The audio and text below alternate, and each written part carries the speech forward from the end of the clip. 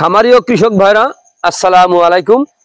আপনারা যে যেখান থেকে আমার এই ভিডিওটি দেখতে পারছেন আমি সবাইকে জানাই ঘাস টিভি বাংলা চ্যানেলের পক্ষ থেকে আন্তরিক শুভেচ্ছা এবং অভিনন্দন। আজকে আসলাম একটি ঘাসের জমিতে আপনাদেরকে দেখানোর জন্য।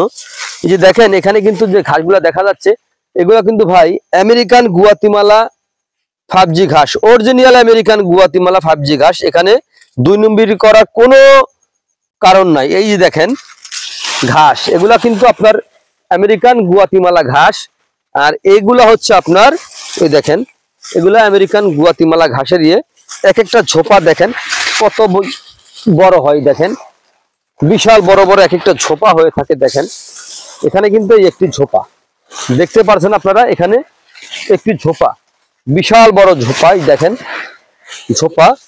এই হচ্ছে আপনার আমেরিকান গুয়াতিমালা ঘাস। এই ঘাসে আপনার প্রচুর পরিমাণে ক্যালসিয়াম রয়েছে। এই ঘাস খাওয়ালে দুগ্ধ জাতীয় গাভীর দুধ বৃদ্ধি হবে অথবা ষাঁড় গরুর মাংস বৃদ্ধি হবে। আপনারা এই ঘাস যদি খাওয়াতে পারেন তাহলে আপনার প্রতিদিনই কিন্তু দেখা যায় আপনার দুগ্ধ জাতীয় গাভীর দুধ বৃদ্ধি হবে। কারণ ভাই দেখবেন আপনি একটু হিসাব করবেন যে একটি গাভীর যদি ডেলি আপনার 1 লিটার দুধ যদি আপনার কম হয় তাহলে আপনার 30 দিনে দেখবেন যে 30 লিটার দুধ কম। এটা কিন্তু আপনার চারটিখানি কথা না।